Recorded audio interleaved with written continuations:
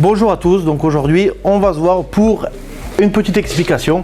Qu'est-ce qu'une copropriété? Pour faire simple, on va voir ça aujourd'hui. Une copropriété, c'est un immeuble bâti ou non bâti, composé donc de plusieurs propriétaires. Donc on appelle des copropriétaires.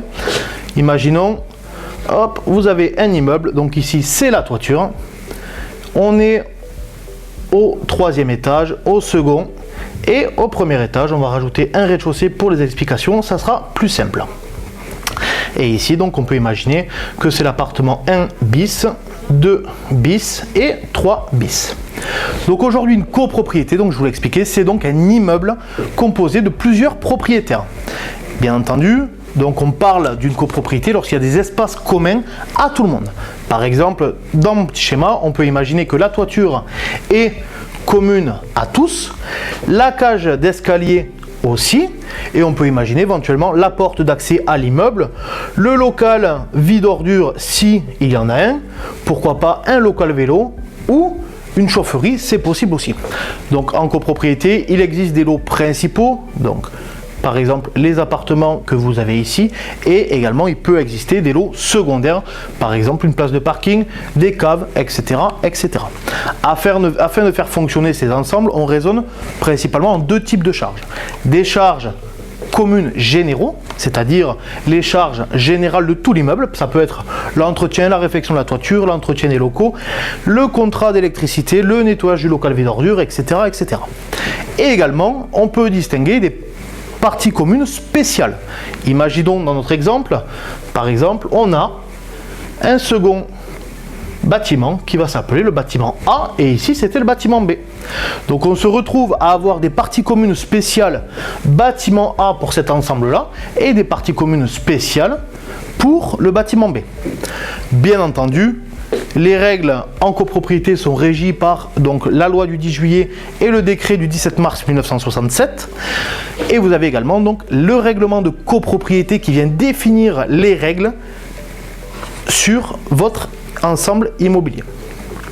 Donc par exemple, lors du montage du programme immobilier à l'origine, que ce soit sur des vieux immeubles ou sur de l'immeuble neuf, dans le cadre donc d'une VFA, vous avez donc un géomètre, un notaire et bien entendu le promoteur qui ont établi un règlement de copropriété ainsi qu'un état descriptif de division.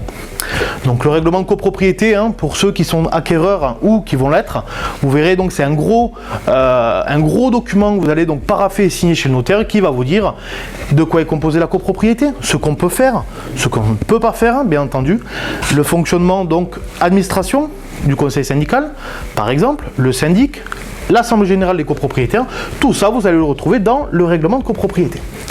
L'état descriptif de division, c'est un document donc intégré au règlement de copropriété qui fait mention notamment de la liste de tous les lots de copropriété, tels qu'ils soient, donc principaux ou secondaires, et important, avec chacun leur quote-part de participation aux charges communes générales ou aux charges communes spéciales, par exemple le bâtiment A, le bâtiment B. Ces dépenses sont réparties en fonction de vos tantièmes, donc on appelle ça des tantièmes, si vous voulez, donc c'est principalement une quote-part.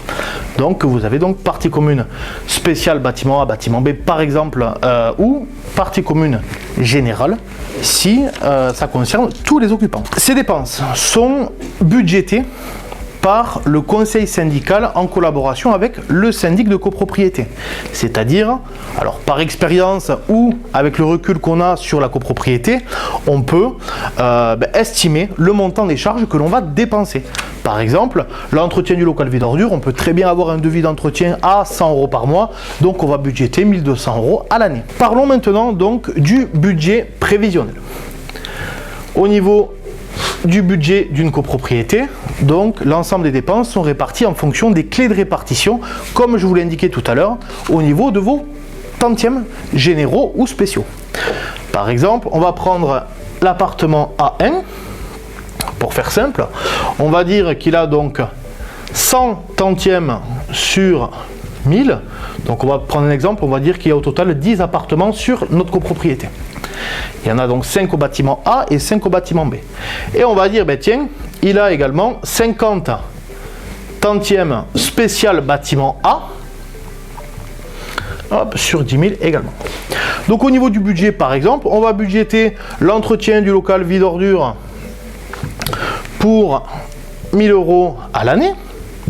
On va budgéter également peut-être l'électricité, donc des parties communes, pour 1 000 € également. Et après, on peut éventuellement aussi, on peut tout imaginer comme charge, les honoraires du syndic qui peuvent être par exemple de 2 000 €. Donc, une fois de plus, ça reste un exemple, c'est pour que vous compreniez bien le schéma. Donc, par exemple, le total général du budget pour cette copropriété va être donc de 4 000 € à l'année. C'est-à-dire, pour notre copropriétaire, on fait tout simplement 4 000 € fois 100 tantièmes divisé par 10 millièmes, qui est donc la base. Donc, ça nous donne donc un montant des charges à 400 € par an. À l'intérieur de ces charges, il y a des charges, par exemple, dites locatives. Donc, principalement, pour les futurs propriétaires bailleurs, ou si vous êtes propriétaire bailleur, c'est principalement toutes les charges afférentes à la gestion de l'immeuble. Sauf, donc là, c'est le législateur qui vient indiquer tout ça. Il y a certaines charges qui sont à la charge exclusive des propriétaires. Par exemple, dans notre exemple, l'entretien du local vide ordure et l'électricité, ça sera des charges locatives, contrairement aux honoraires du syndic, qui, elles, seront des charges entièrement à la charge des copropriétaires. Chaque année, donc sachez-le, le syndic a l'obligation de vous convoquer à l'Assemblée Générale ordinaire 6 mois maximum après la clôture des comptes. Donc en fait, on raisonne pas forcément sur l'exercice civil. Par exemple, vous avez un exercice comptable qui se termine le 31 décembre de chaque année. Votre syndic devra vous convoquer à l'Assemblée Générale pour effectuer l'approbation des comptes de l'exercice écoulé 6 mois maximum après la clôture des comptes. C'est-à-dire donc au 30 juin de chaque année. Au 30 juin maximum, qu'est-ce qui se passe? Donc le syndic va tenir l'Assemblée Générale. Je vais vous l'expliquer juste après. Sur cette Assemblée Générale-là, différents points vont être débattus dont les décisions incombent aux copropriétaires uniquement. Un point chaque année à l'ordre du jour, donc ça va être l'approbation des comptes de l'exercice écoulé, ce que je viens de vous expliquer. Par exemple, en fin d'exercice, du coup, on va venir comparer le budget prévisionnel qu'on avait prévu, dans notre exemple 4 000, avec le montant des charges réellement dépensées. C'est ce que l'on appelle la régularisation des charges. Toujours dans notre exemple, imaginons qu'on a dépensé pour X raisons, pas 4 000 €, on a dépensé 5 000 €. On a donc augmenter le budget, on a donc dépensé plus que le budget de 1 000 €. Ces 1 000 € devront être répartis en fonction de tous les copropriétaires de l'immeuble à la hauteur de leurs tantièmes respectives. Donc ça va dépendre d'où provient le dépassement de budget. A l'inverse, on peut aussi donc avoir une bonne nouvelle. On a dépensé moins que 4 000 €, peut-être 3 000, peut-être 3 500, parce qu'on a eu moins d'électricité, parce que vous avez obtenu un versement d'une assurance pour réparer un sinistre, et au final on a pu faire les travaux pour moins cher. C'est possible également. Parlons maintenant de l'Assemblée Générale des copropriétaires. Donc l'Assemblée Générale, pour vous faire simple, petit schéma explicatif. L'ensemble des copropriétaires constitue le syndicat des copropriétaires. Vous avez également un conseil syndical qui est élu lors d'une assemblée générale, je vais vous l'expliquer également, et vous avez un syndic, qu'il soit bénévole ou professionnel. Toute copropriété doit avoir un syndic, donc à ne pas confondre entre ces trois entités. Le conseil syndical, donc ce sont des copropriétaires élus par l'Assemblée Générale pour faire partie du conseil syndical.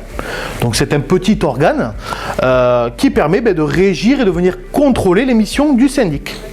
Donc il y a un lien étroit qui se crée entre le conseil syndical et le syndic, puisque le syndic rend des comptes au conseil syndical et le conseil syndical assiste le syndic pour sa gestion totale du bâtiment. Revenons sur l'Assemblée Générale. Donc l'ensemble des copropriétaires se réunissent sur convocation du syndic une fois par an, donc on l'a vu, 6 mois maximum après la clôture des comptes, pour tenir l'Assemblée Générale.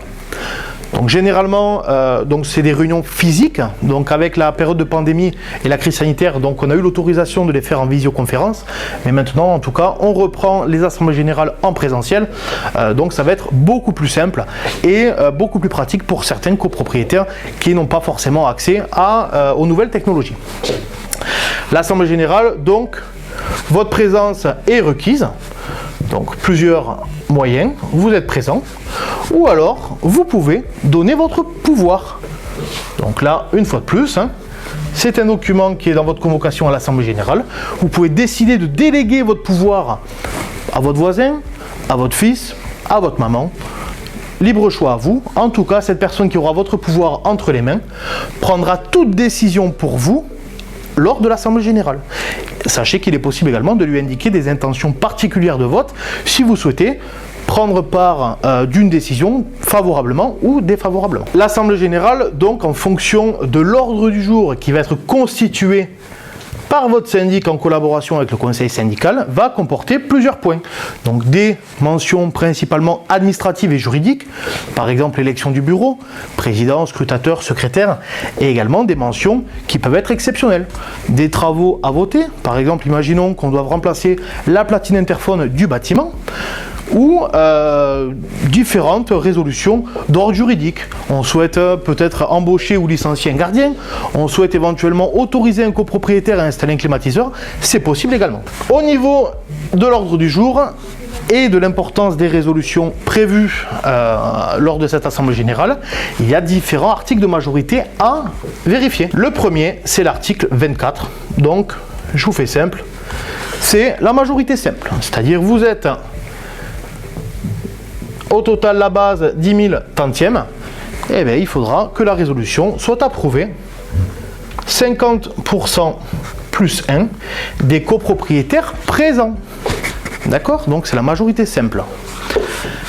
Vous avez également l'article 25, donc l'article 25, c'est une majorité donc un petit peu plus importante, où là on va vous demander d'avoir 50% du total de tous les copropriétaires, plus 1, donc cette base ici, et ici c'est les présents. Par exemple, la résolution ne pourra être approuvée que si elle a obtenu 50% plus 1 tantième du total de tous les copropriétaires. À noter, si jamais les 50% ne sont pas atteints, mais que la résolution a tout de même recueilli 33% de votes favorables, il est possible de passer à l'article 24 immédiatement en Assemblée Générale, conformément à la législation en vigueur. Vous avez également donc l'article 26, donc là on augmente en majorité, donc du coup on augmente en importance de résolution. Là c'est 66% plus 1 du total de tous les copropriétaires. On appelle ça donc la double majorité. Et ensuite donc vous avez le plus important des articles, c'est l'unanimité. Donc là par exemple, ça peut être la modification des charges dans un immeuble, ça peut être vraiment tout ce qui accorde de l'importance pure et simple au niveau copropriété et son fonctionnement. À la fin donc, de l'Assemblée Générale, un procès-verbal va être édité par le secrétaire de séance, principalement c'est le syndic, et il sera transmis à tous les copropriétaires, présents ou non présents, contenant également leur décompte de charges. Donc le décompte de charges, on va le voir dans une seconde vidéo, c'est donc le récapitulatif annuel des dépenses, c'est-à-dire le comparatif entre les charges qu'on avait prévues et les dépenses réellement effectuées.